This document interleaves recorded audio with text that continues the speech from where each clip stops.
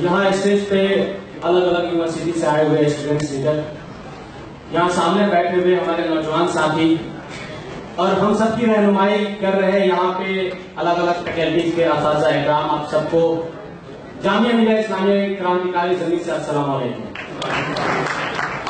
साथियों, जब मैं जामिया मिलिया इस्लामिया दिल्ली से यहाँ हैदराबाद के लिए रवाना हो रहा था तो कई साथियों ने फोन करके मुबारकबाद दी कि जाइए और कुछ अच्छी बातें वहां पे रख के आइएगा।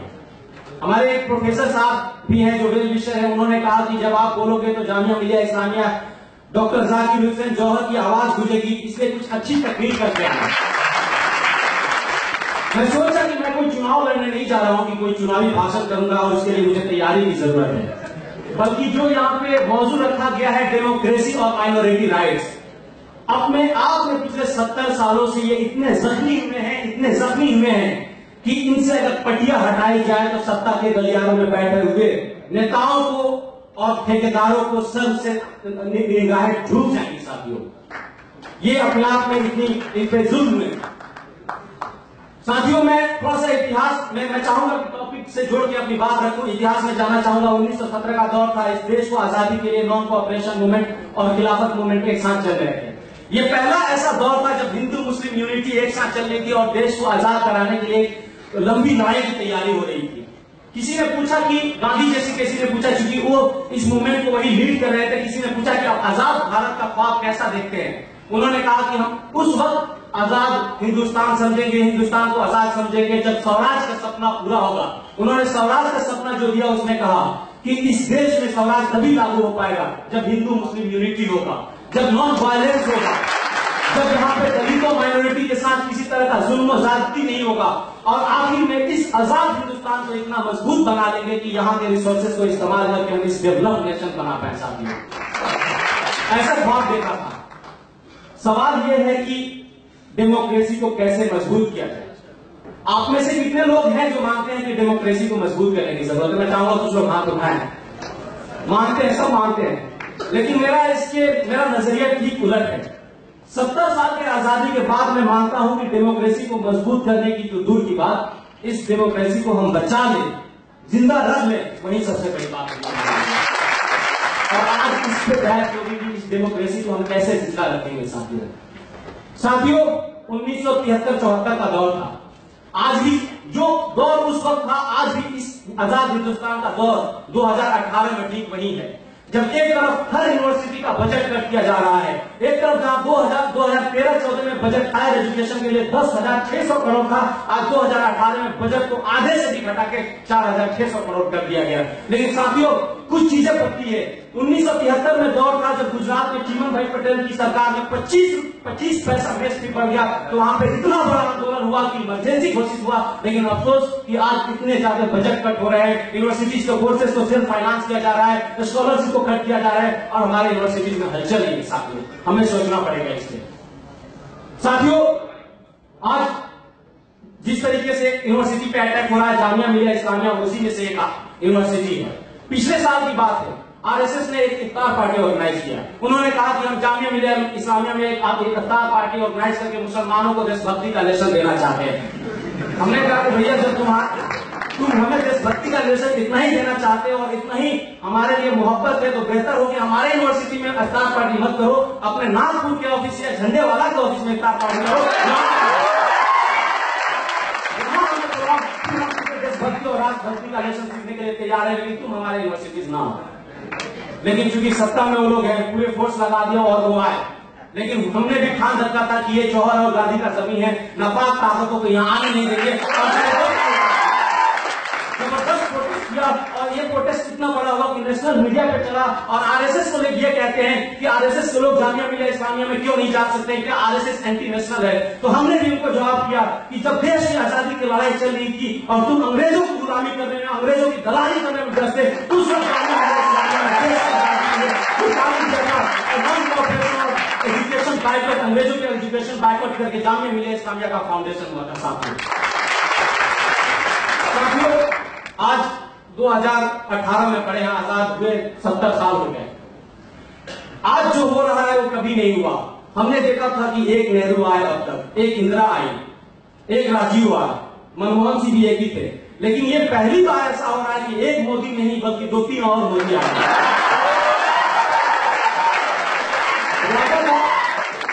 वादा था कि 2 करोड़ हर साल रोजगार देंगे, वादा था कि देश को सशक्त बनाएंगे, मतलब एम्पावर्ड नेशन की बात हुई थी, लेकिन ये वादा नहीं था। मोदी जी ने यह वादा नहीं किया था कि मैं भी आऊंगा अपने सांसद ललित और नीरव मोदी को। और साथियों, हद तो तब हो गई कि जो शादी करके अपने बीवी को सालों साल छोड़ देते हैं वो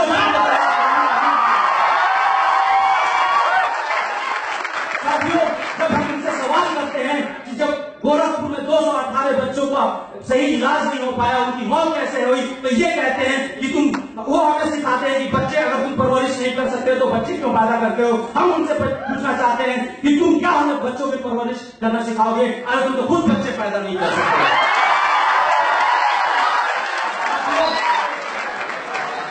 फासिज्म का दौर चल रहा है, फासिज्म का दौर रूज पे है। अजब हाल है कि इस देश में हमने अभी तक किताबों में पढ़ा है, आप लोग बीच में मालूम वो स्टूडेंट है जो एंट्रेंस क्वालिफाई करके आए हैं। ये आजाद भारत में पहला ऐसा वाकया है जब सुप्रीम कोर्ट के 4 जज आके प्रेस कॉन्फ्रेंस कर रहे हैं और लोगों से अपील कर रहे हैं कि ये हिंदुस्तान के लोगों बाहर आओ, सड़कों पे और इस देश को डेमोक्रेसी बचाओ। साथियों, ये सोचने की बात है। साथियों, जो जज अमित शाह का केस की सुनवाई कर रहा है, इन्वेस्टिगेशन कर रहा है, उसको जज लोया का मर्डर करा देते हैं।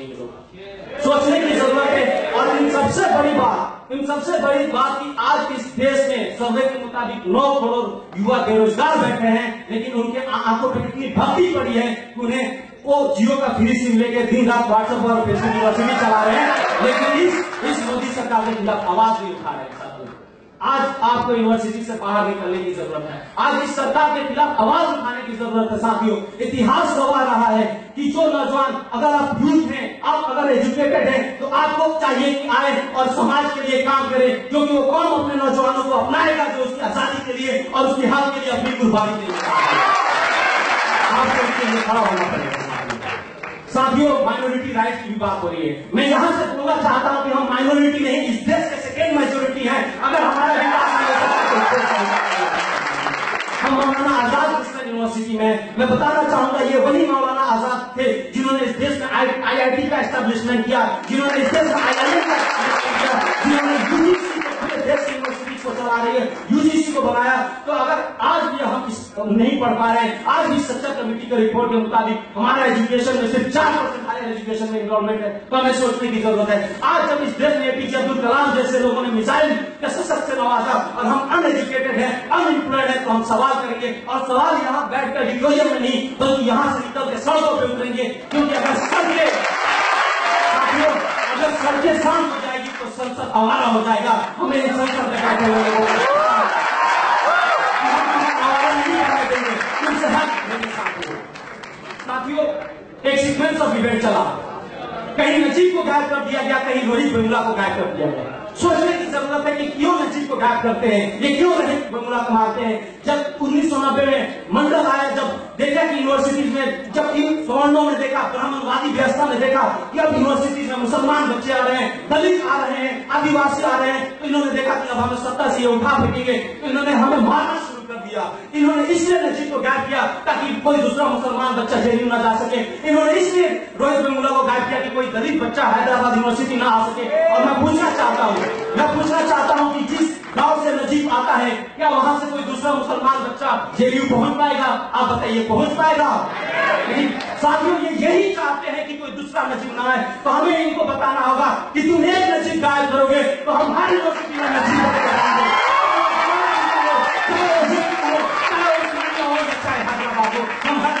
जाएंगे, नजीब बन के जाएंगे और अपने हक के लिए आवाज उठाएंगे। रोजगार की बात होगी, उसमें हम अपना हक मांगेंगे। एजुकेशन की बात होगी, उसमें हम अपना हक मांगेंगे।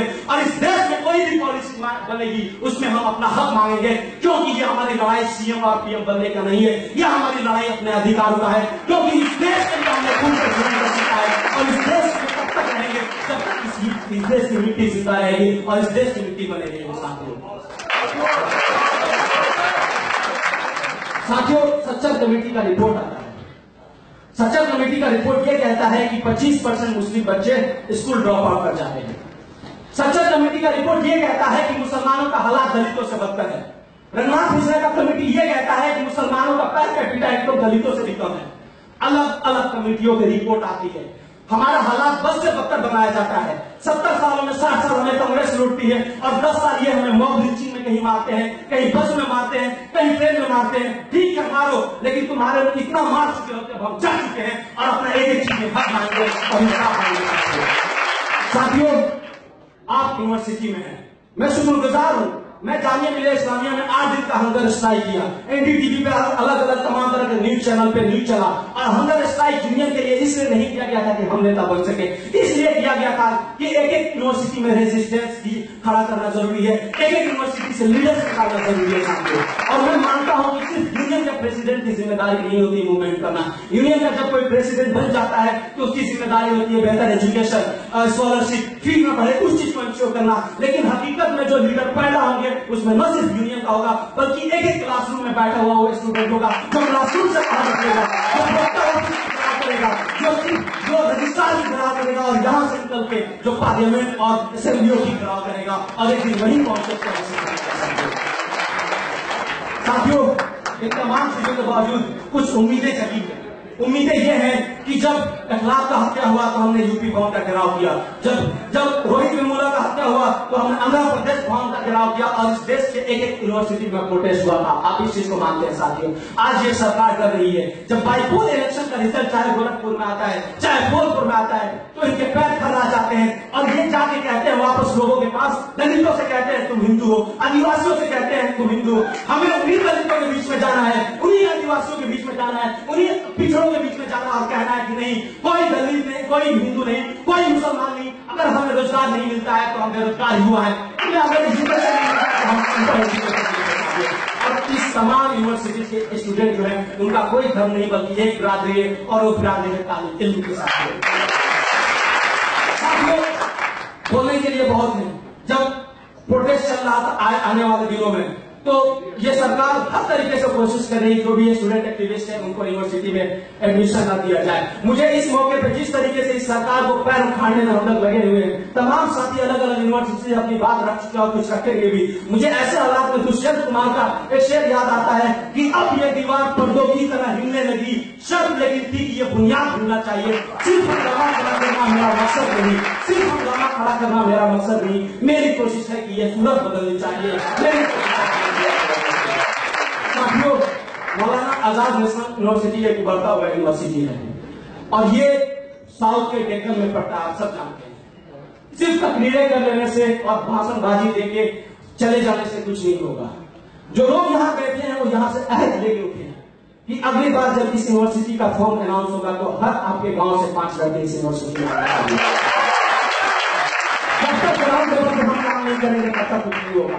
इस देश का सेकुलरिज्म पे बात हो रही थी। इस देश का सेकुलरिज्म का सबसे बड़ा दुर्भाग्य यही है कि मुसलमानों के बीच में जाके सेकुलरिज्म की बात करते हैं। हकीकत तो ये होना चाहिए कि लार्जर सोसाइटी के बीच में जाए और इस देश के हिंदुओं से कहें कि इस देश का सेकुलरिज्म बचाना तुम्हारी जिम्मेदारी है, क्योंकि तादाद में तुम हो, न कि मुसलमानों की जिम्मेदारी है।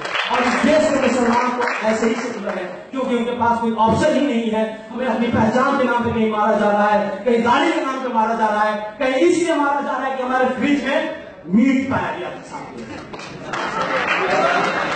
तो सोचना पड़ेगा साथियों। मैं आया कुछ यहाँ पे मानू के साथियों से भी मिला, मैं उनसे ये भी कह रहा था कि जब यहाँ फॉर्म निकले तो आप मुझे बताओ, मैं जामिया से स्टूडेंट भेजूं, अलीगढ़ से कुछ लोग आए।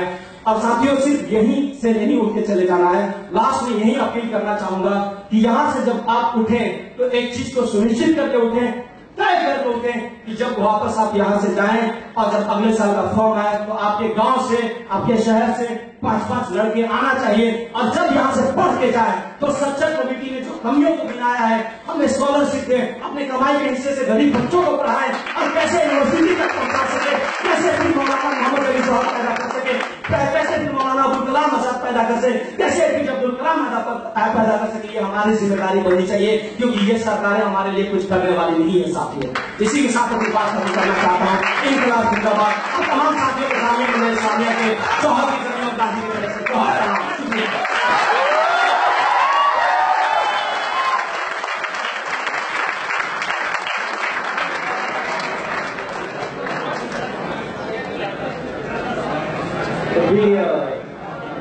कभी ऐसा लगता है कि काश मैं भी स्टूडेंट होता और उस तरफ सुनता।